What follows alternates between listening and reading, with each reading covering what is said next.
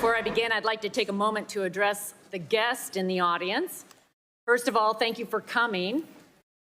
We think engaged citizens are welcome and a valuable part of the political process. I do want to remind the guest in the audience that the chair is obliged under the House rules and the rules of the committee to maintain order and preserve decorum in the committee room. I know that we have deep feelings on these issues and that we all may not agree on everything, but I ask that we abide by these rules and be respectful of our audience members, our viewers, and our witnesses. The chair appreciates the audience cooperation in maintaining order as we have a full discussion on these important issues. The chair recognizes herself for 5 minutes for an opening statement. Mr. Chu, you are here because the American people need the truth about the threat TikTok poses to our national and personal security. TikTok collects nearly every data point imaginable, from people's location to what they type and copy, who they talk to, biometric data, and more. Even if they've never been on TikTok, your trackers are embedded in sites across the web. TikTok surveils us all. And the Chinese Communist Party is able to use this as a tool to manipulate America as a whole. We do not trust TikTok will ever embrace American values, values for freedom, human rights, and innovation. TikTok has repeatedly chosen the path for more control, more surveillance, and more manipulation. Your platform should be banned. I expect today you'll say anything to avoid this outcome, like you are 100% responsible for what TikTok does, that you suddenly endorse a national data privacy standard, that Project Texas is more than a marketing scheme, that TikTok doesn't harm our innocent children, or that your ties to the Chinese Communist Party through ByteDance is just a myth. We aren't buying it. In fact, when you celebrate the 150 million American users on TikTok, it emphasizes the urgency for Congress to act. That is 150 million Americans that CCP can collect sensitive information on and control what we ultimately see, hear, and believe. TikTok has repeatedly been caught in the lie that it does not answer to the CCP through ByteDance.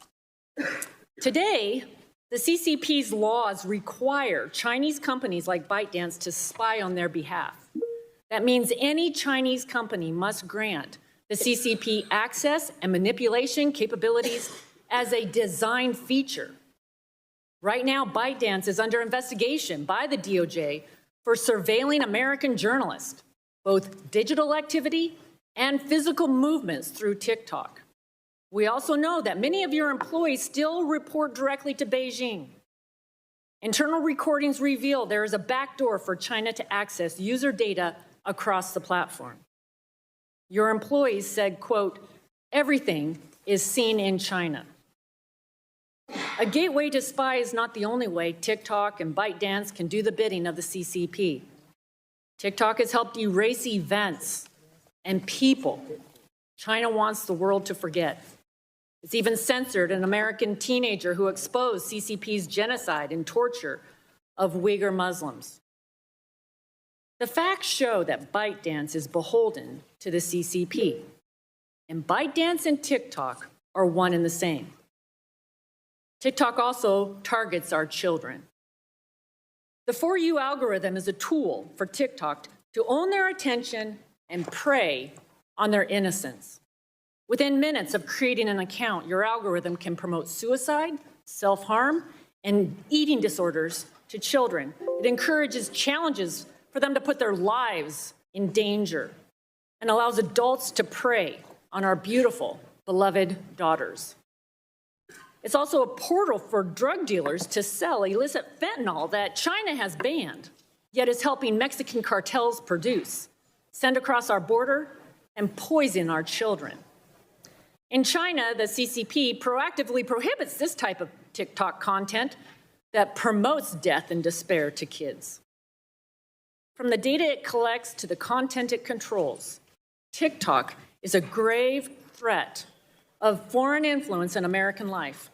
It's been said it's like allowing the Soviet Union the power to produce Saturday morning cartoons during the Cold War. but much more powerful and much more dangerous. Banning your platform will address the immediate threats. Make no mistake, this committee is also looking to the future. America needs to be prepared to stop the next technological tool or weapon China will use for its own strategic gain.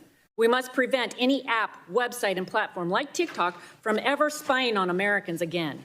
And we must provide the strongest protections possible for our children. That is why this committee is leading on a national privacy and data security standard. It restricts sensitive American data from reaching our adversaries to begin with. And what big tech and data brokers collect, process, store, and sell. It makes it illegal for any platform to track and target children under 17. Mr. Chu, the committee has requested that TikTok appear before us for a long time. For those we serve, we're glad the day has finally come. Today, the world is watching. ByteDance is watching. The Chinese Communist Party is watching. But the answers you owe are to the American people, a free people who cherish their God-given, unalienable rights to life, liberty, and the pursuit of happiness for all. They deserve the truth. Complete honesty is the standard and the law you are being held to before this committee as we seek to get answers and a full understanding of what happens at TikTok under your watch. Thank you.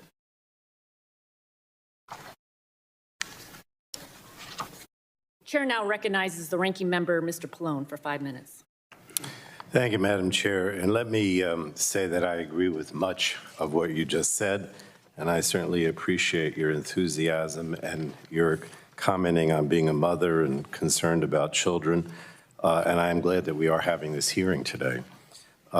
Big tech has transformed the information superhighway into a super spreader of harmful content, invasive surveillance practices, and addictive and damaging design features. Data is big tech's most valuable commodity, and by collecting far more user data than they need, big tech platforms can use, share, and sell information to generate billions of dollars in revenue. Today, the American people are powerless to stop this invasion of their privacy, and we can't wait any longer to pass comprehensive national privacy legislation that puts people back in control of their data. We must hold big tech accountable for its actions, and transparency is critical to that accountability. In the past several Congresses, this committee has heard from senior executives of other social media platforms about troubling and repeated instances where they put profits over people. Now, today we intend to bring more transparency to TikTok, which is controlled by its Beijing communist-based parent company, ByteDance. And while TikTok videos provide a new fun way for people to express their creativity and enjoy the videos of others, the platform also threatens the health, privacy, and security of the American people. And I'm not convinced that the benefits outweigh the risks that it poses to Americans in its present form. More than 130 million people in the United States use TikTok every month, including 2/3 of American teenagers.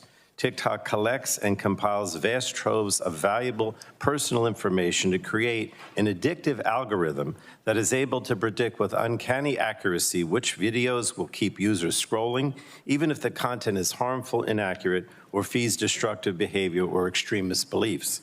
Now, the combination of TikTok's Beijing communist-based China ownership and its popularity exacerbates its danger to our country and to our privacy. The Chinese Communist government can compel companies based in Beijing, like TikTok, to share data with the Communist government through existing Beijing law or coercion. National security experts are sounding the alarm, warning that the Chinese Communist government could require TikTok to compromise device security, maliciously access American user data, promote pro-communist propaganda, and undermine American interests. Disinformation campaigns could be launched by the Chinese Communist government through TikTok, which has already become rife with misinformation and disinformation, illegal activities, and hate speech. A recent report found that 20% of TikTok search results on prominent news topics contain misinformation. Social media's profitability depends on growth and engagement. More eyes on their content for longer time leads to more advertising dollars and revenue generation. Addictive algorithms are fine-tuned to optimize growth and engagement without necessarily taking into account potential harms to users. Children and teens are particularly vulnerable. Frequent online use of interactive media on digital devices is associated with increased levels of depression among middle and high school students. Research has found that TikTok's addictive algorithms recommend videos to teens that create and exacerbate feelings of emotional distress, including videos promoting suicide, self-harm, and eating disorders. Public outrage and hollow apologies alone are not going to rein in big tech. Congress has to enact laws protecting the American public from such online harms. And we simply cannot wait any longer to pass the comprehensive privacy legislation that I authored with then-ranking member, now Chair Rogers, last Congress, that overwhelmingly advanced out of the committee. It ensures that companies, wherever they live, it ensures, I should say, that consumers, wherever they live in this country, will have meaningful control over their personal information.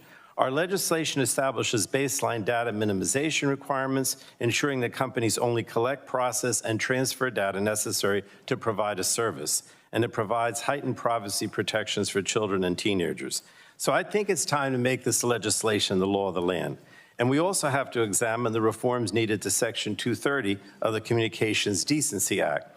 The liability shield for social media platforms has for too long been abused and led to a lack of accountability for social media platforms.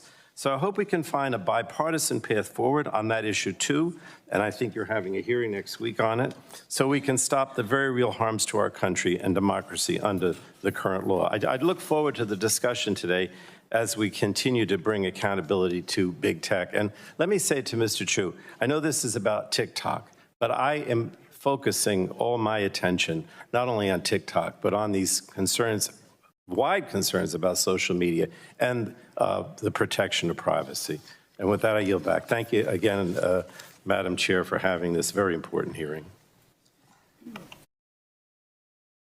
Our witness today is Mr. Shou Chu, Chief Executive Officer of TikTok. You're recognized for 5 minutes. Thank you. Chair Rogers, Ranking Member Pallone, members of the committee, thank you for your time. I am Shou Chu, and I'm from Singapore. That's where I was born, as were my parents.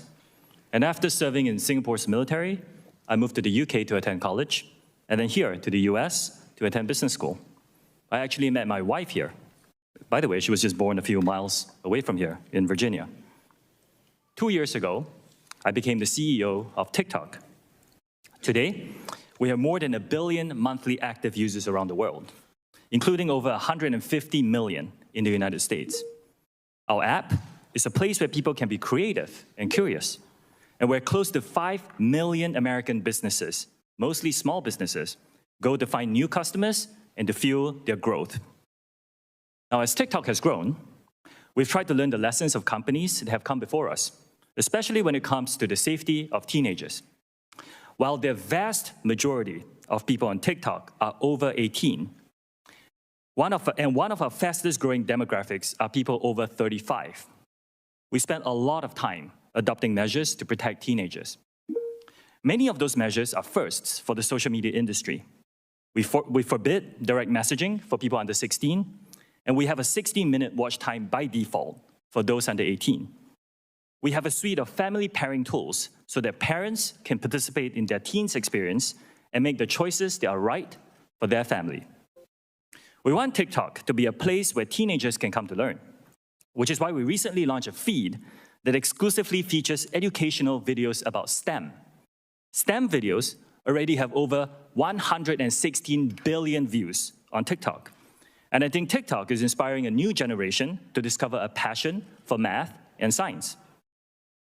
Now, I would also like to talk about national security concerns that you have raised, that we take very, very seriously. Let me start by addressing a few misconceptions about ByteDance, of which we are a subsidiary. ByteDance is not owned or controlled by the Chinese government. It's a private company. 60% of the company is owned by global institutional investors. 20% is owned by the founder, and 20% owned by employees around the world. ByteDance has 5 board members. 3 of them are American. Now, TikTok itself is not available in mainland China. We're headquartered in Los Angeles and in Singapore, and we have 7,000 employees in the US today. Still, we have heard important concerns about the potential for unwanted foreign access to US data and potential manipulation of the TikTok US ecosystem. Our approach has never been to dismiss or trivialize any of these concerns. We have addressed them with real action. Now, that's what we've been doing for the last 2 years, building what amounts to a firewall that seals off protected US user data from unauthorized foreign access. The bottom line is this: American data stored on American soil by an American company, overseen by American personnel. We call this initiative Project Texas. That's where Oracle is headquartered. Today, US TikTok data is stored by default in Oracle servers. Only vetted personnel operating in a new company called TikTok US Data Security can control access to this data. Now, additionally, we have plans for this company to report to an independent American board with strong security credentials. Now, there's still some work to do. We have legacy US data sitting in our servers in Virginia and in Singapore. We're deleting those, and we expect that to be complete this year. When that is done, all protected US data will be under the protection of US law and under the control of the US-led security team. This eliminates the concern that some of you have shared with me that TikTok user data can be subject to Chinese law. This goes further, by the way, than what any other company in our industry have done. We will also provide unprecedented transparency and security for the source code for the TikTok app and recommendation engine. Third-party validators like Oracle and others will review and validate our source code and algorithms. This will help ensure the integrity of the code that powers what Americans see on our app. We will further provide access to researchers, which helps them study and monitor our content ecosystem. Now, we believe we are the only company that offers this level of transparency. Now, trust is about actions we take. We have to earn that trust with decisions we make for our company and our products. The potential security, privacy, content manipulation concerns raised about TikTok are really not unique to us. The same issues apply to other companies. We believe what's needed are clear, transparent rules that apply broadly to all tech companies. Ownership is not at the core of addressing these concerns. Now, as I conclude, there are more than 150 million Americans who love our platform, and we know we have a responsibility to protect them, which is why I'm making the following commitments to you and to all our users. Number one, we will keep safety, particularly for teenagers, as a top priority for us. Number two, we will firewall protected US data from unwanted foreign access. Number three, TikTok will remain a place for free expression and will not be manipulated by any government. And fourth, we will be transparent and we will give access to third-party independent monitors to remain accountable for our commitments. I'll be grateful for any feedback that you have, and I look forward to your questions. Thank you very much. As you know, the testimony that you're about to give is subject to Title 18, Section 1001 of the United States Code. As you state in your testimony, ByteDance is TikTok's parent company. Is it accurate to say that you are in regular communication with the CEO of ByteDance, Leon Robo? Chair Rogers, yes, I am in communication with him. Okay. Kelly Zhang is the CEO of ByteDance China, overseeing Douyin, the Chinese version of TikTok. Are you in regular communication with Kelly? I'm not in regular communication with her. The ByteDance editor-in-chief is Zhong Fuping, correct? I believe so. And Wu Shugang is Beijing ByteDance technology board member and also an official of the Cyberspace Administration in China. Is this correct? I believe so. They are not in the right... Thank you. All of these individuals work or affiliated with the Chinese Communist Party, are at the highest levels of leadership at ByteDance, a company where you previously served as the chief financial officer and where you regularly communicate with their CEO. TikTok has told us that you weren't sharing data with the CCP, but leaked audio from within TikTok has proven otherwise. TikTok told us that you weren't tracking the geolocation of American citizens. You were. TikTok told us you weren't spying on journalists. You were. In your testimony, you state that ByteDance is not beholden to the CCP. Again, each of the individuals I listed are affiliated with the Chinese Communist Party, including Zhang Fuping, who is reported to be the Communist Party secretary of ByteDance, and who has called for the party committee to, quote, take the lead across all party lines to ensure the algorithm is enforced by, quote, correct political direction. Just this morning, the Wall Street Journal reported that the CCP is opposed to a forced sale of TikTok by ByteDance, quoting a CCP spokesman as saying the Chinese government would make a decision regarding any sale of TikTok. So the CCP believes they have the final say over your company. I have zero confidence in your assertion that ByteDance and TikTok are not beholden to the CCP. Next question. Heating content is a way of promoting and moderating content. In your current or previous positions within Chinese companies, have employees engaged in heating content for users outside of China? Very quickly, yes or no? Our heating process is approved by our local teams in the various countries. The answer is yes, thank you. Have any moderation tools been used to remove content on TikTok associated with the Uyghur genocide? Yes or no? We do not remove that kind of content. TikTok is a place of freedom of expression. And Chair Rogers, like I said, if you use our app, you can go on it and you will see a lot of users around the world expressing content on that topic and many others. Thank you. What about the massacre in Tiananmen Square, yes or no?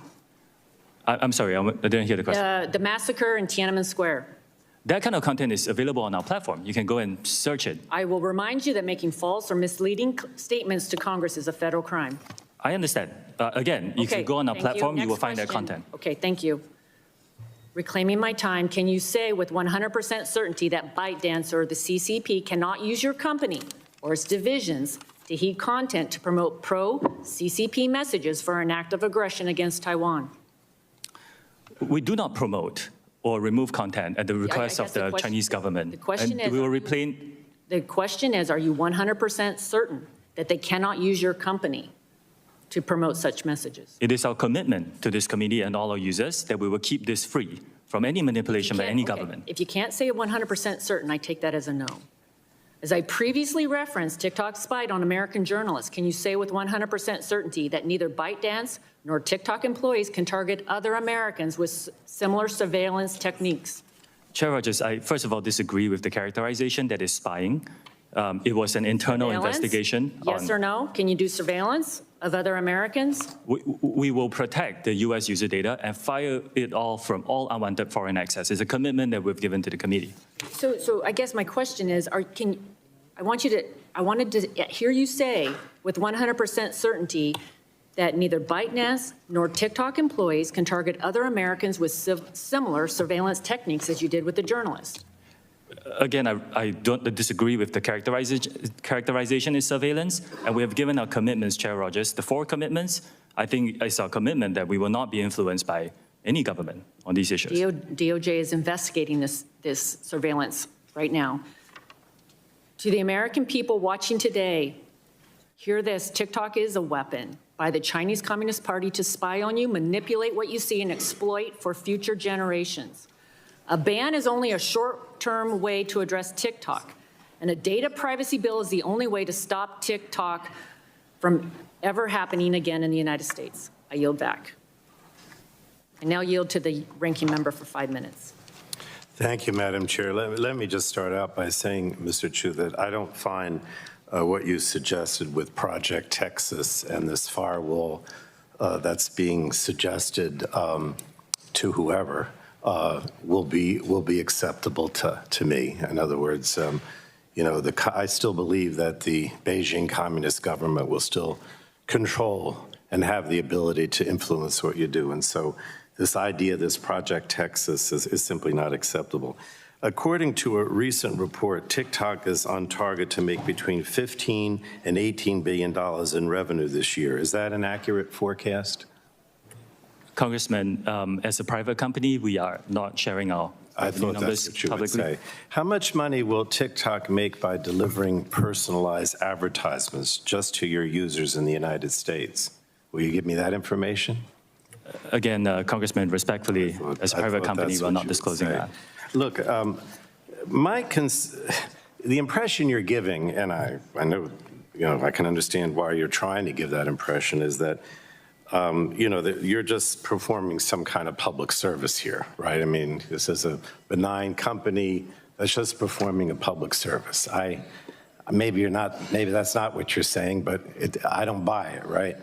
My concern here is primarily about the privacy issue, the fact that TikTok is making all kinds of money by gathering private information about Americans that they don't need for their business purposes, and then they sell it.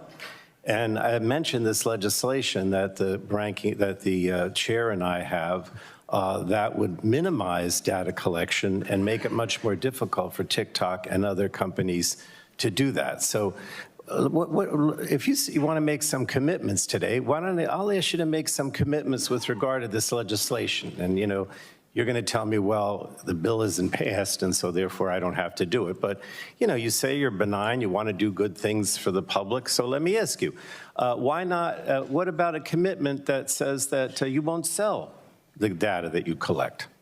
Would you commit to that, not selling the data you collect? Congressman, I believe we don't sell data to any data brokers. You don't sell to anyone. We don't sell data to data brokers. I didn't ask you data brokers. You sell it to anyone. In other words, under our bill, you could only use the data for your own purposes, not to sell it to anyone. Would you commit to not selling your data to anyone? Congressman, I actually am in support of some rules. I didn't ask you whether rules. Yeah. I asked you whether the company, TikTok, would commit to not selling its data to anyone and just using it for its own purposes internally.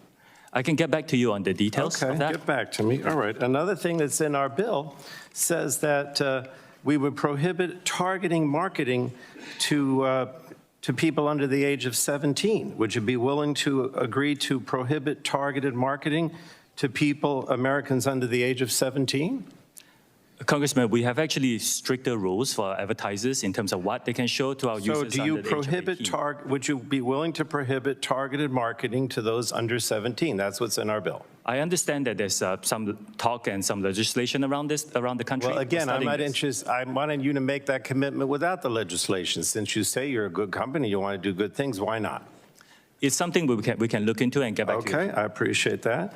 Okay, we also have in our bill a requirement of heightened protection for sensitive data, particularly location and health data. Would you commit to not gathering or dealing with location or health data unless you get affirmative consent from the consumer? In other words, under our bill, those are categorized as sensitive, and unless the person specifically says, I want you to collect that data, you wouldn't be able to, location and health data. Would you commit to that? Congressman, in principle, I support that, which, by the way, we do not collect precise GPS data at this point, and I do not believe we collect any health data. All right, so would you be willing to make that commitment that from now on you won't collect location and health data without, well, you're saying at all?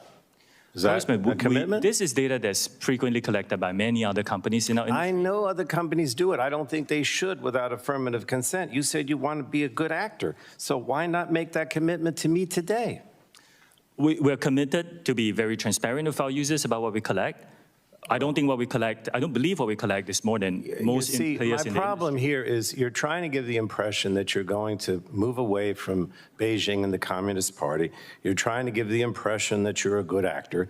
But the commitments that we would seek to achieve those goals are not being made today. They're just not being made. You're going to continue to gather data. You're going to continue to sell data. You're going to continue to do all these things and continue to be under the aegis of the Communist Party through your organization that owns you. So, in any case, thank you, Madam Chair. Gentleman yields back. Chair now recognizes the gentleman from Texas, Mr. Burgess, for 5 minutes. I thank the chair. Thank you, Mr. Chu, for joining us today. I think we've heard you say multiple times that TikTok is not a Chinese company, that ByteDance is not a Chinese company. But according to an article in today's Wall Street Journal, quoting here, China's Commerce Ministry said Thursday that a sale or divestiture of TikTok will involve exporting technology that has to be approved by the Chinese government. Continuing to quote, the reported efforts by the Biden administration would severely undermine global investors' confidence in the U.S., said Xu Juting, a ministry spokeswoman. Continuing to quote, if that is true, China will firmly oppose it, she said, referring to the forced sale. So despite your assertions to the contrary, China certainly thinks it is in control of TikTok and its software. Is that not correct? Congressman, TikTok is not available in mainland China.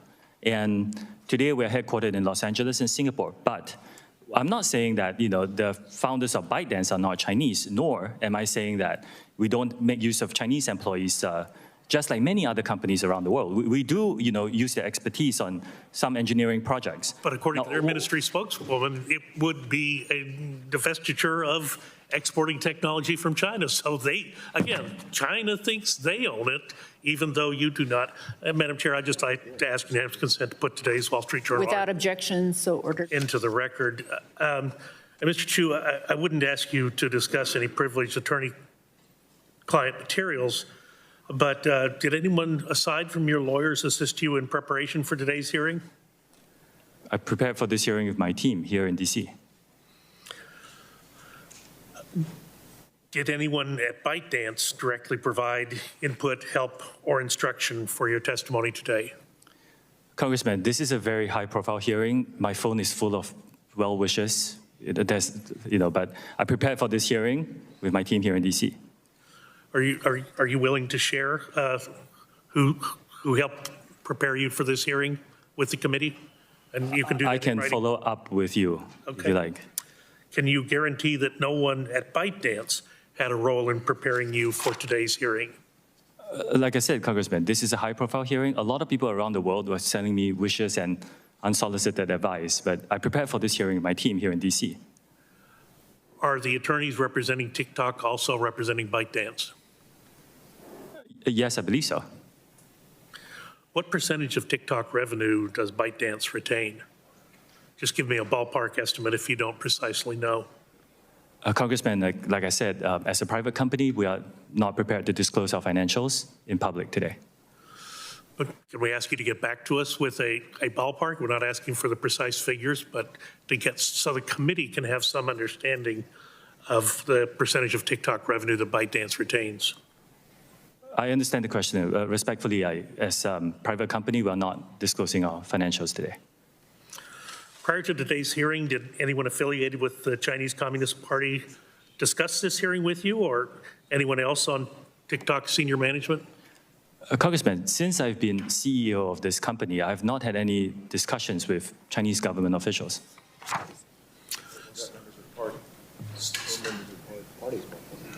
So but what about the Chinese Communist Party itself? Have any of those officials discussed this with you? Like I said, I have not had any discussion with Chinese government officials. I don't know the political affiliation of everybody I speak to, so I can't verify the statement. Let me ask you a question in a different direction. A few weeks ago, this committee had a field hearing down in McAllen, Texas, and it was on the issue of fentanyl and illegal immigration. And one of our witnesses, Brandon Judd, a 25-year veteran Border Patrol agent, said that all social media platforms play a role in illegal immigration. That's one of the ways cartels advertise their services throughout the world and convince people to put themselves in their hands and come to the United States. The cartels all use social media platforms. Are you aware of this phenomenon? Any content that promotes human abuse is violative of our community guidelines, which dictates what is allowed and not allowed on our platform. We proactively identify and remove them from our platform. Well, it would be very helpful if you would share with the committee examples of how you have removed people, because what we heard at the hearing was that TikTok was one of the platforms that recruits adolescents in the United States to help with transporting people who are in the country who've been trafficked into the country, as well as contraband substances. Would you help us with that, understanding who you have removed from your platform? Congressman, I'll be delighted to check with my team and get back to yours and be collaborative. Thank you. I'll yield back. Gentleman's time has expired. Chair recognizes the lady from California, Ms. Eshu, for 5 minutes. Thank you, Madam Chairwoman. Mr. Chu, thank you for being here today. As members of Congress, our very first and top responsibility is to protect and defend. Protect and defend our Constitution and the national security of our country. So I view this entire issue, now there are many parts of it that are not part of our national security, in my view, but first and foremost for our national security. So in examining TikTok breaking away from ByteDance, I'd like to ask you some questions about that and how a severance in terms of the relationship with ByteDance, how user data, American users' data, would be protected. Now, under Beijing's security laws, Article 7 compels companies to provide data. Article 10 makes the reach of the law extraterritorial. Now, this is very clear. I don't need to read all of it into the record, but those are the laws of the PRC. How does ByteDance, how does TikTok, rather, how do you convince the Congress of the United States that there can be a clean break? Why would the Chinese government sidestep their national law, including Article 7, Article 10, in terms of user data? Congressman, thank you for the question. I'm glad you asked this. As I said in the opening statement, our plan is to move American data to be stored on American soil by the American company. I understand that, but you're sidestepping, or I haven't read anything in terms of TikTok, how you can actually say, and you spoke in your opening statement about a firewall relative to the data. But the Chinese government has that data. How can you promise that that will move into the United States of America and be protected here? Congresswoman, I have seen no evidence that the Chinese government has access to that data. They have never asked us. We have not provided. Well, you know what? I find that actually preposterous. I have looked in, I have seen no evidence of this happening. And in order to assure everybody here and all our users, our commitment is to move the data into the United States to be stored on American soil by an American company, overseen by American personnel. So the risk will be similar to any government going to an American company asking for data. If that. Well, I'm one that doesn't believe that there is really a private sector in China. And when you look at their national law and what specifically these two articles, Article 7 and Article 10, are very clear. So I think that there is a real problem relative to our national security about the protection of the user data. I don't believe that TikTok has, that you have said or done anything to convince us that information, the personal information of 150 million Americans, that the Chinese government is not going to give that up. So, can you tell me who writes the algorithms for TikTok? Today, the algorithm that powers the US user experience is running in the Oracle Cloud infrastructure. Yes, you know, initially there were parts of the source code, especially at the infrastructure layer, that doesn't touch the user experience. Now, that's a collaborative global effort, including built by engineers in China, just like many other companies, by the way. The phone you use, the car you drive is a global collaborative effort.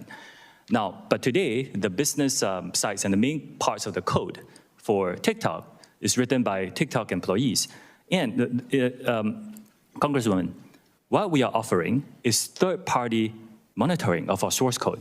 I am not aware of any company, American companies or otherwise, that has actually done that. Because we are saying we want to give you transparency and rely on third parties to make sure that we get all the comfort that we need about the experience. Well, my time is up, and I yield back. Thank you. Lady yields back. Pleased to yield to the gentleman from Ohio, Mr. Latta, for 5 minutes. Well, thank you, Madam Chair. Unlike the Chinese Communist Party, the United States believes in individual freedom, innovation, and entrepreneurship. That is in part why Congress enacted Section 230 of the Communications Decency Act. Our goal is to promote growth of the online ecosystem in the United States and to protect companies from being held liable for good faith efforts to moderate their platforms. Last year, a federal judge in Pennsylvania found that Section 230 protected TikTok from being held responsible for the death of a 10-year-old girl who participated in a blackout challenge, also known as the choking challenge. TikTok actively pushes video on her feed. Unfortunately, this is one of the many devastating examples of children losing their lives because of content promoted by TikTok. Section 230 was never intended to shield companies like yours from amplifying dangerous and life-threatening content to children. Do you consider this to be a good faith moderation? Congressman, as a father myself, when I hear about the tragic deaths of My young question people, it's do heartbreaking. you find that good faith moderation? Well, Congressman, Section 230 is a very complex issue. Yes or no? We are very focused on safety, and all these dangerous I'm challenges assume that are as a moved no. when we find them. Do you believe TikTok deserves this liability protection? I'm sorry, Congressman. Do you believe that TikTok deserves this liability protection under Section 230? Congressman, as you pointed out, 230 has been very important for freedom of expression on the internet. It's one of the commitments we have given to this committee and our users, and I do think it's important to preserve that. But companies should be raising the bar on safety. Let me follow up. I really agree with that. Let me just follow up real quickly from your own testimony. When you told us and you repeated it, we'll keep safety, particularly for teenagers, a top priority for us. When you're saying you're making that following commitment, why did you have to wait till now to make that following commitment now and not having done it before when this 10-year-old lost her life? Congressman, I'm reiterating the commitment internally in all my priorities, which is public to my employees. Safety has always been a priority. This company is a picture-perfect example of why this committee and Congress needs to take action immediately to amend Section 230. When we recently met, I asked you if the Chinese Communist Party can currently access user data, and you did not have a clear answer. So today I want to follow up.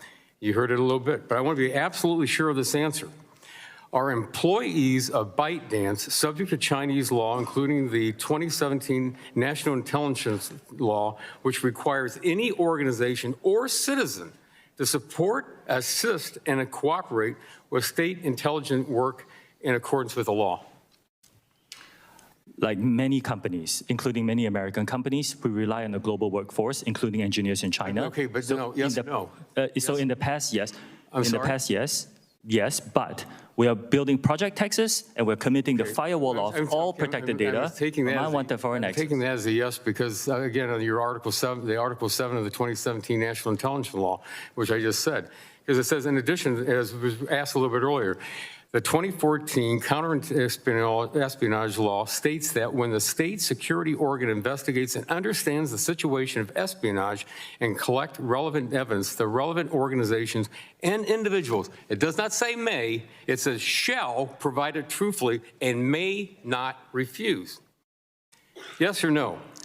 Do any ByteDance employees in China, including engineers, currently have access to U.S. user data?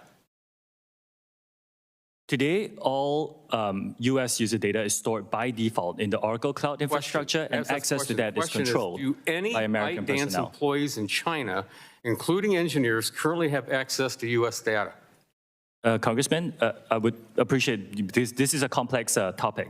Today, all data is stored by default. No, it's not that complex. Yes or no, do they have access to user data? After Project Texas is done, the answer is no. Today, there is Yeah, still so some you're data saying that we need yes, to delete. but we've heard from already from Virginia the and ranking member that he hasn't, and that he doesn't really see that Project Texas is going to be useful. So I think I'm taking that as a no, because again, the question is what came to come up earlier, are that on December the 22nd of last year, when ByteDance confirmed some of its Chinese employees had accessed TikTok data to monitor and track the physical location of journalists. So I took that as a yes from an earlier answer. You know, earlier this week, you posted a TikTok videos asking American users to mobilize in support of your app and oppose the potential U.S. government action to ban TikTok in the United States. Based on the established relationship between your company and the Chinese Communist Party, it's impossible for me to conclude that the video is anything different than the type of propaganda that the CCP requires Chinese companies to push on its citizens. Now I yield back. Gentleman yields back. Chair recognizes the lady from Colorado, Ms. DeGette, for 5 minutes. Thank you, Matt. Thank you very much, Madam Chair. Mr. Chu, like my colleagues, I'm concerned about the influence of China on TikTok and what that does for U.S. users. But I'm also concerned about how the content in TikTok is being distributed, particularly to young people. This is not a problem unique to TikTok, but TikTok has 150 million users in the United States. And so I think you'll agree that TikTok has a particular responsibility to monitor content to make sure that it's safe and accurate. Would that be fair to say? Yes, I agree with that. So, you know, I know you said in your opening statement there's a ban or limited for kids under 13 and under 18 and so on. But I know it won't be news for you that computer savvy kids actually can bypass some of those restrictions quite frequently, and they can do it even if they have parental oversight. And so what I want to ask you is rather than putting the burden on young people and parents to accurately put in the birth date and so on when registering for TikTok, I want to ask you what TikTok can do to make sure to monitor this content. And I want to give you some examples of some of the extreme content. Mr. Latta talked about the blackout challenge and some of the dangers to young people's safety, but there's also extreme content around healthcare information. In one study, 13 out of 20 results for the question, does mugwort induce abortion? It talked about herbal so-called abortifacients like papaya seeds, which don't work. And so if people searching for information on safe abortions went on TikTok, they could get devastatingly incorrect information. Another study showed that TikTok had a hydroxychloroquine tutorial on how to fabricate this from grapefruit. Now, there's two problems with that. Number one, hydroxychloroquine is not effective in treating COVID, so that's one issue. The second issue is you can't even make hydroxychloroquine from grapefruit. So again, this is a really serious miscommunication about healthcare information that people looking at TikTok are able to get, and in fact, it's being pushed out to them. So I want to know from you, and I will give you time to answer this. You have current controls, but the current controls are not working to keep this information mainly from young people, but from Americans in general. What more is TikTok doing to try to strengthen its review to keep this information from coming across to people? Thank you for the question, Congresswoman. The dangerous misinformation that you mentioned is not allowed on our platform. It violates them. I'm sorry to report it is on your platform, though. Congresswoman, I don't think I can sit here and say that we are perfect in doing this. We do work very hard. So how can you make yourself more perfect? I don't want you to say it's not there or you apologize. What can you do to limit it as much as possible, more than what you're doing now? We invest significant amount in our content moderation work. I shared that number in my written. I know you're investing, Yes. but what steps are you taking to improve the AI or whatever else you're doing to limit this content? For example, if you search for certain search terms, we do direct you on TikTok to safety resources. That's one of the things we have done. We will continue to invest in this. I recognize and fully align with you that this is a problem that faces our industry, that we need to really invest and address. This, I'm very in alignment. The vast majority of our users come to our platform for entertaining, safe content, but there are people who do spout some dangerous misinformation, and we need to take that very seriously, invest in it, proactively identify it, and remove it from our platform. Okay, I'm going to stop you right now.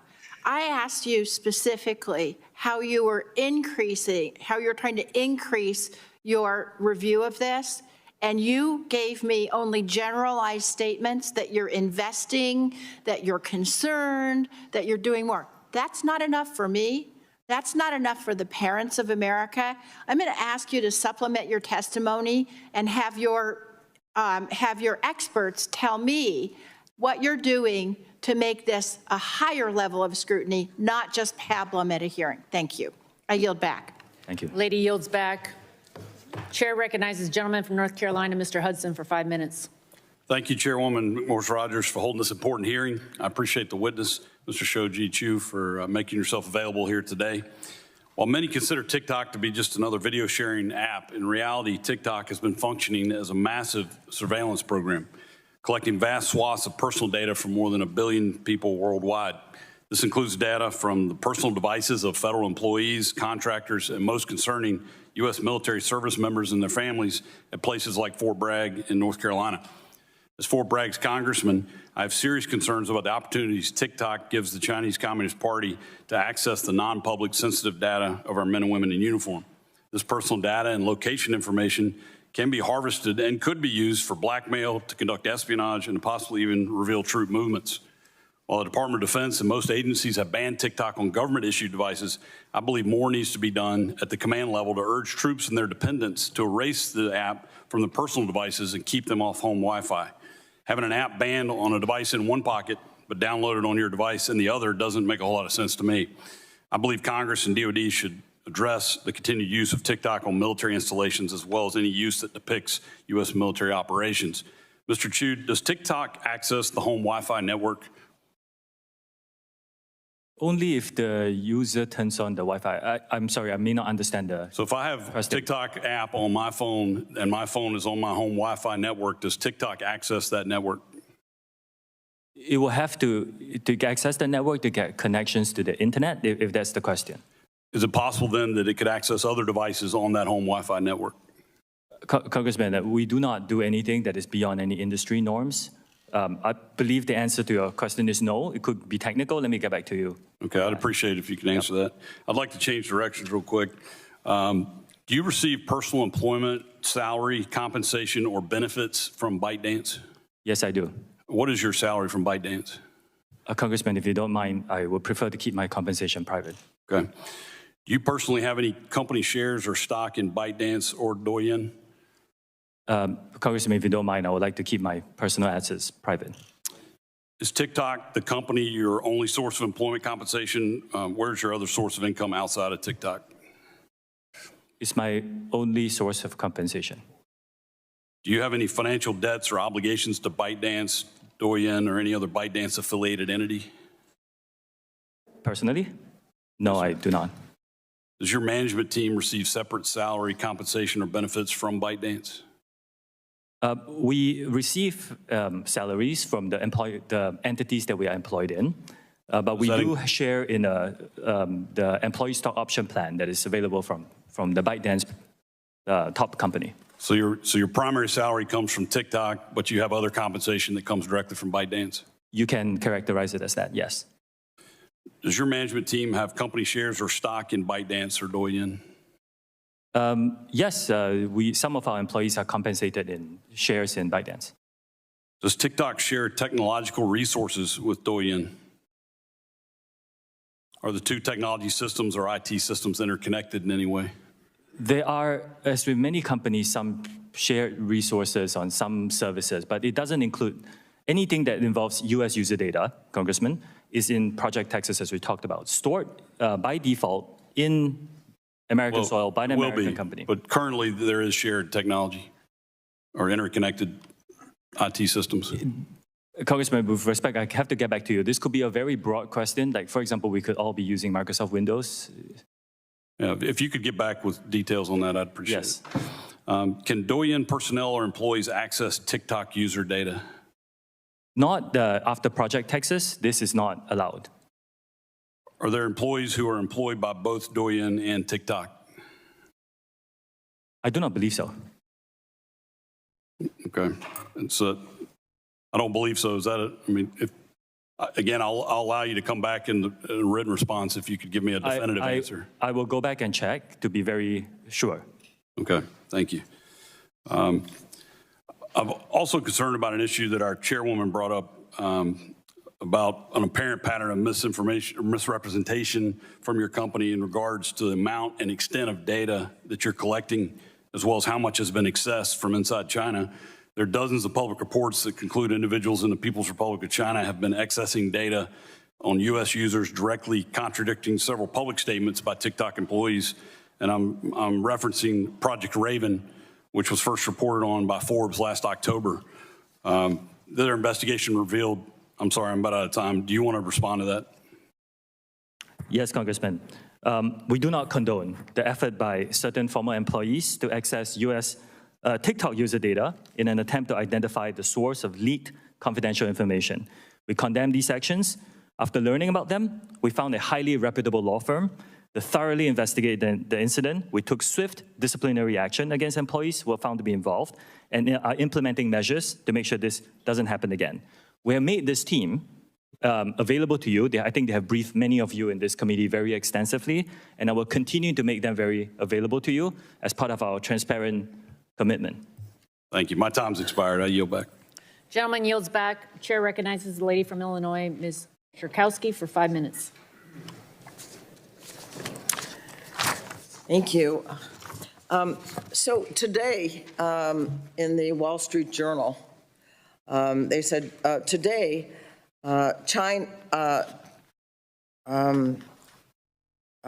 China's commerce minister said that China opposes the sale of TikTok because it would involve exporting China's technology and would, and this is the important part, and would need to be approved by the Chinese government. Would need to be approved by the Chinese government. So all of what you've been saying about the distance between TikTok and China has been said to be not true in the paper today, and I would like to see what you have to say in response. Congresswoman, I do disagree with that characterization. I think we have designed Project Texas to protect U.S. user interests and to move forward here in the U.S. Again, it's the protections of storing American data on American soil by an American company looked after by American personnel. And I do not think that our commitments to this committee and all our users is impacted by any event that you mentioned. Now, the whole discussion on this, the resolution of this is an ongoing and developing event. So we will continue to pay attention to this, and we'll get back to you when we have more specifics. So my commitment stands. Yeah. Okay, so if it's an ongoing debate, apparently with China, so it's hard to say with any certainty that China would not have any influence. But let me ask another question. Last fall, along with Gus Bilirakis, who were chair and co-chair of the subcommittee together, were told that TikTok had surveilled, was involved in surveillance of users, very personal information. And you might say, well, not more than other companies, and I agree with Ranking Member Pallone that I really don't want to go by that standard particularly, but that TikTok's in-app browser surveilled everything from Americans, including passwords and credit card numbers, et cetera. So I just want to ask you if TikTok did track and collect this sensitive data that Americans don't want to have disclosed. Congressman, thank you. I'm glad you asked this question because, like you pointed out, we actually do not believe we collect more data than any other social media company out there. A lot of these reports, and we can talk about which specific one you're talking about, a lot of them are not that accurate. Some of them we have we have actually gotten in touch with the authors to help them understand the data that we're collecting. A lot of it is speculation. You know, this is something they could do. But if you look at the subtext, this is something that every company could do. I'm running out of time. Let me just say that if TikTok chose not to take this sensitive information that you don't need for a transaction and support our comprehensive privacy bill, that would be very helpful. The other thing I wanted to ask, so really this is a yes or no. That does TikTok share user information from companies, from parent companies, from affiliated, or send user information to overseas? In the past, yes, for interoperability purposes. Now, after Project Texas, all protected U.S. data will be stored here with the access controlled by a special team of U.S. personnel. Again, Congresswoman, this is something that, as far as I understand, no other company, including American companies, are willing to go. So maybe this is something that we can ask the industry to provide, not just us, to protect U.S. In the case of sharing information, I do want to quote from employees that you had, and here's the quote, everything is seen in China, is really what they said. People who were in touch with the sensitive data were saying that. How do you respond to that? I disagree with that statement. Well, I know you disagree with that statement, but my point is, how does that happen that employees of the company are saying that, in fact, that's not true? I cannot speak to, I don't know who this person is, so I cannot speak to what the person has or has not said. What I can say is, you know, based on my position in this company and the responsibility that I have, that statement is just not true. Okay, unfortunately, and I'll close, I guess I'm over my time, we need to look into the facts of this, and so do you. And I yield back. Gentlelady yields back. Chair recognizes the lady from Florida, Ms. Kamek, for 5 minutes. Thank you, Madam Chairwoman. Mr. Shou, are you aware of Chinese Communist Party leader Chairman Xi Jinping's comments in May 2021 during a Communist Politburo study session where he instructed colleagues to target different countries, different audiences with short-form video? Are you aware of these comments? Yes or no? Congressman, I'm not aware of these comments. Okay. Well, and as was pointed out by Chairwoman Rogers, you have regular contact with Chinese Communist Party Secretary, Mr. Zhang Fuping, who is your boss at ByteDance, correct? No. No. No, he's neither my boss, nor do we have frequent contact. But you have regular contact with ByteDance. With the CEO of ByteDance. Who is, Mr. Zhang Fuping is the editor-in-chief. He's not the My CEO. colleague, Representative Burgess, a few minutes ago exposed that TikTok and ByteDance share legal teams. You confirmed this, correct? Our general counsel is Yes. an Yes or American lawyer, Yes. veteran of Microsoft. Also, my colleague, Representative Latta, confirmed that your parent company, ByteDance, currently can access user data. Yes? We have to be more Yes. specific. Yes. After You Project say- Texas, no. I'm not asking after Project Texas, I'm asking now. Yes. Some user data is public data, Congresswoman, which means So you everybody confirm that. can search What's for it on the interesting to internet. me is that you have used the word transparency over a half a dozen times in your opening testimony and subsequently again in your answers to my colleagues. Yet the interesting thing to me is that ByteDance, your parent company, has gone out of their way to hide an airbrush corporate structure ties to the CCP, the company's founder, and their activities. You can look no further than the fact that ByteDance's website has been scrubbed. In fact, we found web pages from the Beijing Internet Association, the industry association charged with Communist Party building work of internet companies in Beijing. They have been archived, but since deleted. Makes you kind of wonder why. Yes or no, ByteDance is required to have a member of the Chinese government on its board with veto power. Is that correct? No, that is not correct. ByteDance owns some Chinese businesses, and you're talking about this very special subsidiary that is for Chinese business licensing. Mr. Shou, I'm going to have to move on. You've said repeatedly that there is no threat, that this is a platform for entertainment and for fun. I have to ask you then, if there is no threat to Americans, if there is no threat to our data, privacy, security, why did an internal memo from TikTok corporate headquarters explicitly coach senior management to, quote, downplay the parent company ByteDance? Why would they say downplay the China Association and downplay AI? This is from an internal memo from your company. Why, if you had nothing to hide, would you need to downplay the association with ByteDance in China? Congresswoman, I have not seen this memo. You can't answer that question. Mr. Shou, I'd like to direct your attention to the screen for a short video, if you don't mind.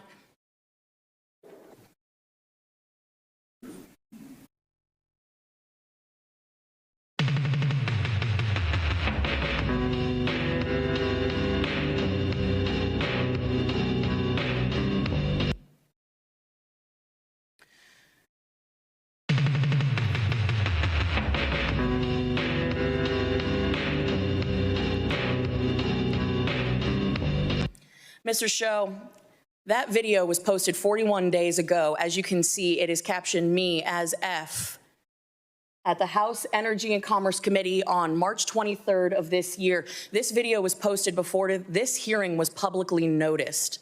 I think that's a very interesting point to raise. But more concerning is the fact that it names this chairwoman by name. Your own community guidelines state that you have a firm stance against enabling violence on or off TikTok. We do not allow people to use our platform to threaten or incite violence or to promote violent extremist organizations, individuals, or acts.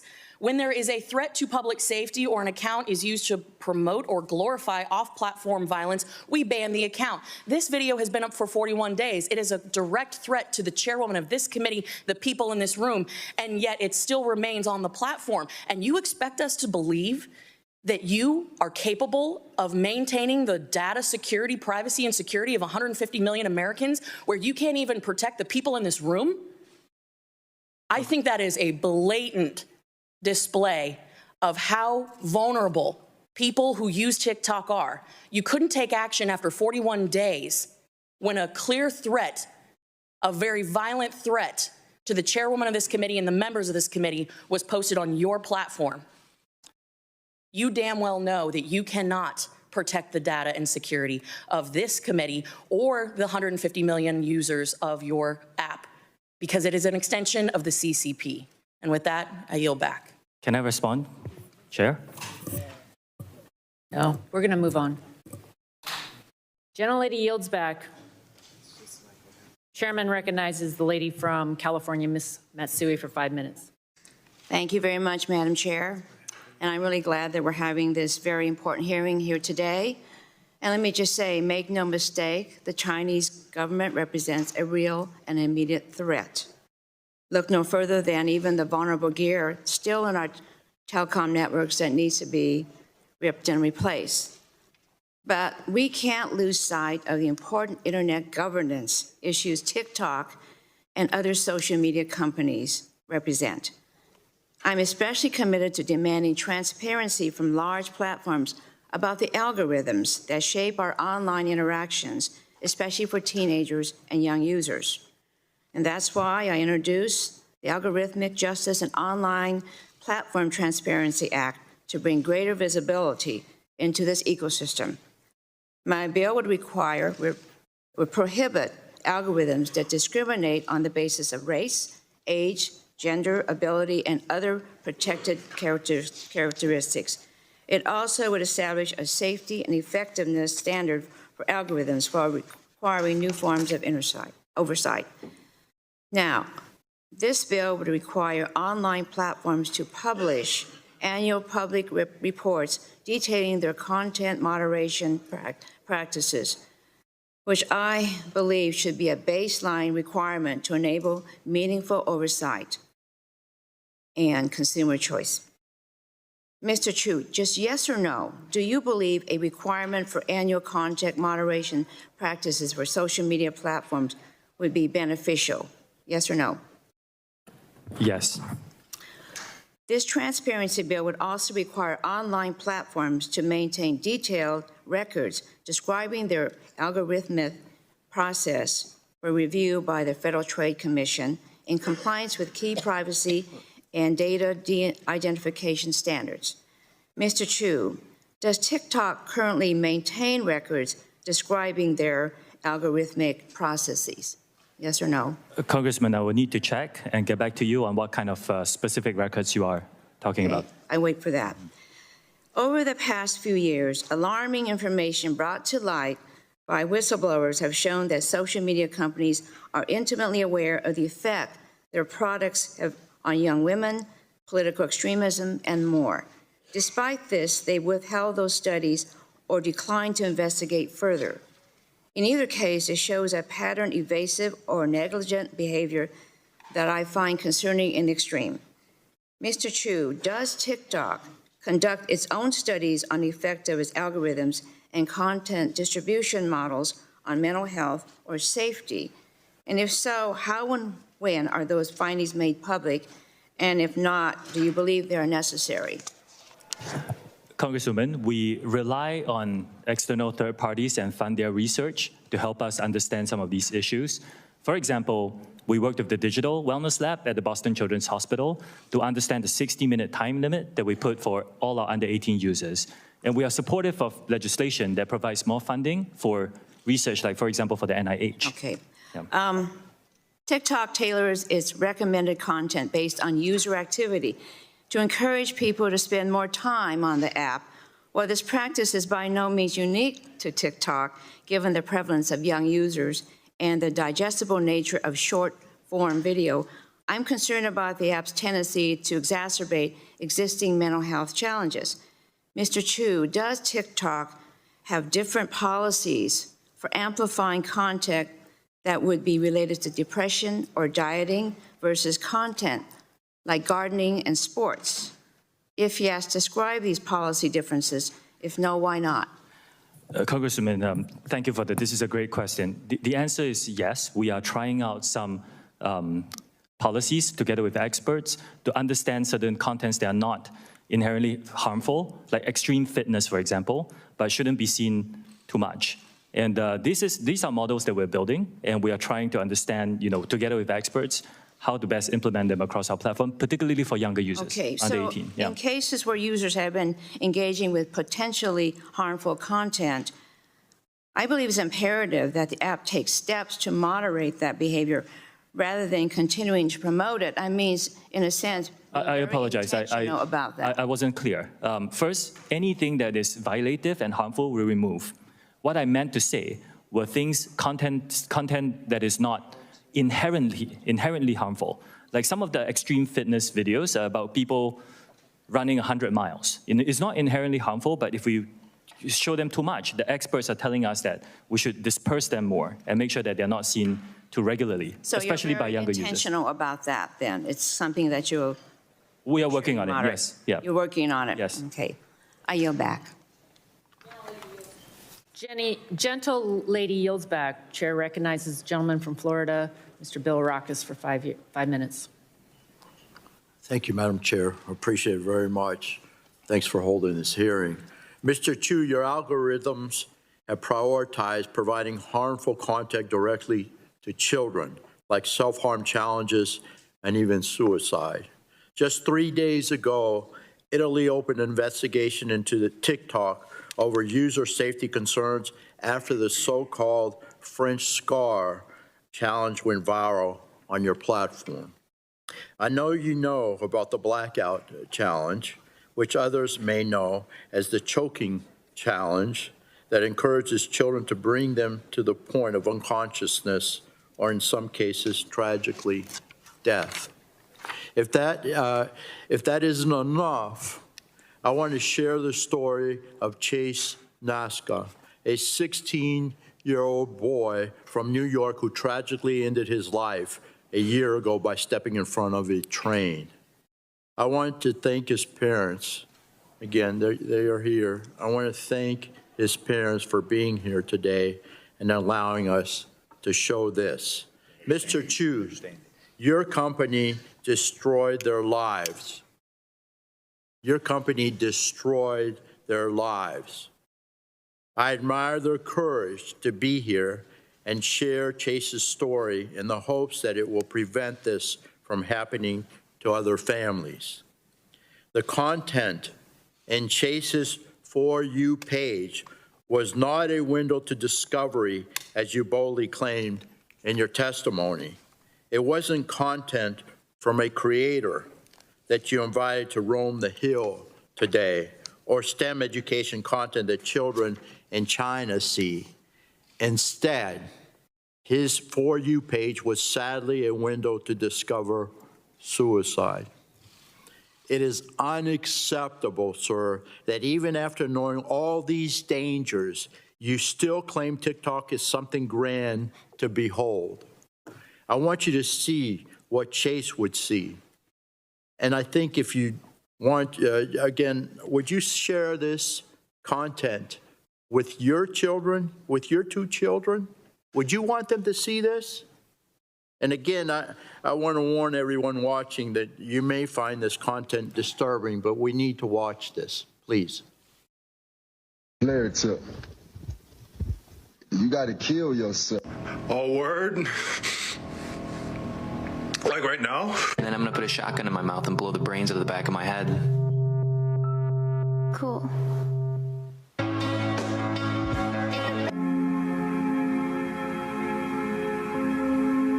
This is a cute story. My brother, who is addicted to painkillers, blew his head off on the State Street Bridge. Bam! Now hold on, it gets better. No letter, no goodbye, nothing. Got a question. If I died, would you miss me? Mr. Chu, please. Your technology is literally leading to death. Mr. Chu, yes or no? Do you have full responsibility for your algorithms used by TikTok to prioritize content to its users? Yes or no, please? Congressman, I'll just like to, if respectfully, if you don't mind, I would just like to start by saying it's devastating to hear about the news of, as a father myself, this is tragic. Yes or no? I'll repeat the question. Do you have full responsibility over the algorithms used by TikTok to prioritize content to its users? Yes or no, please? Congressman, we do take these issues very seriously. Yes or no? And we do provide resources for anyone who types in anything that Sir, is suicide yes or related. no? I see you're not willing to answer the question or take any responsibility for your parents' companies, the technology, and the harms it creates. It's just very, very sad, very sad. It's very sad. This is why Congress needs to enact a comprehensive privacy and data security law to give Americans more control over their information and to protect our children. We must save our children from big tech companies like yours who continue to abuse and manipulate them for your own gain. And I'll yield back, Madam Chair. Gentleman yields back. Chair recognizes the lady from Florida, Ms. Castor, for 5 minutes. Well, thank you, Madam Chair. Colleagues, it is urgent that the Congress pass an online data privacy law that protects the personal privacy of Americans online, and particularly our kids. While this hearing shines a light on TikTok, this hearing also should serve as a call to action for the Congress to act now to protect Americans from surveillance, tracking, personal data gathering, and addictive algorithmic operations that serve up harmful content and has a corrosive effect on our kids' mental and physical well-being. For many years, I've sounded the alarm in this committee of how big tech platforms like TikTok and Facebook and Instagram incessantly surveil, track, gather personal private information, and use it along with data brokers to target and influence our behavior. This is a much broader issue than TikTok in China. There are other malign actors across the world who gather data to use it as an element of social control and influence peddling and worse. And as I detailed in this committee last year when we passed our online privacy law, the harms to children are very serious and demand swift action. Big tech platforms profit immensely from keeping children addicted. They do not care about the privacy, safety, and health of our kids. They are the modern-day tobacco and cigarette companies that for so long resisted and misled Congress. And it took action by the Congress to actually protect our kids and to outlaw smoking by young people. In early 2020, based upon the growing body of evidence to harm to kids online, I introduced the Kids Privacy Act and the Kids Act.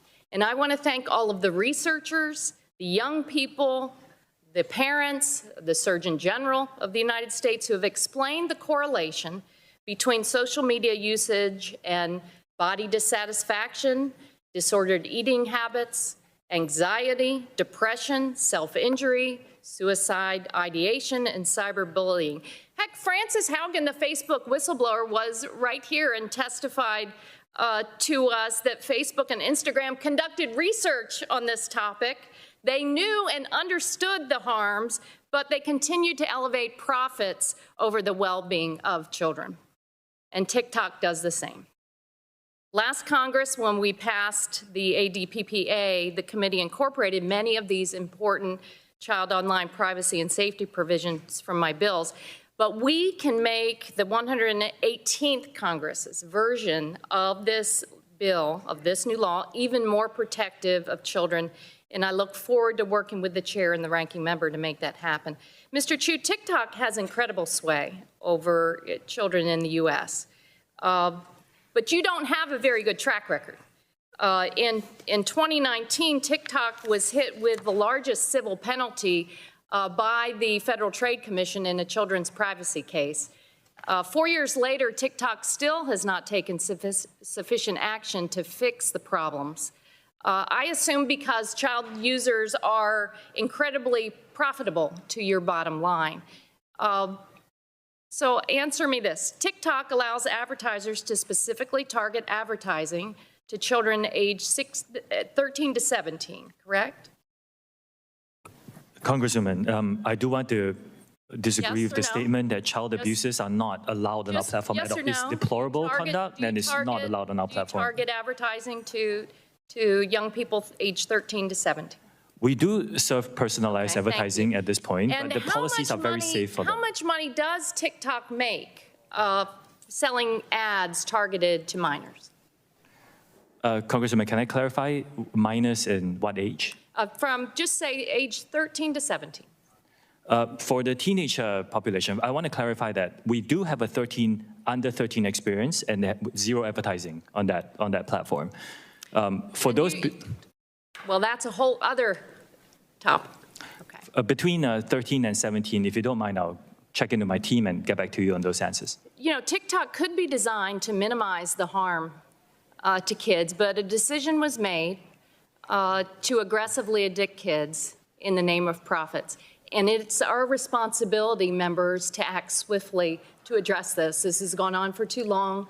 We've dilly-dallied too much. This committee, thankfully, we've taken responsibility and acted, but we have an enormous responsibility to act swiftly and get this bill to the floor of the House and passed into law as soon as possible. Thank you. I yield back my time.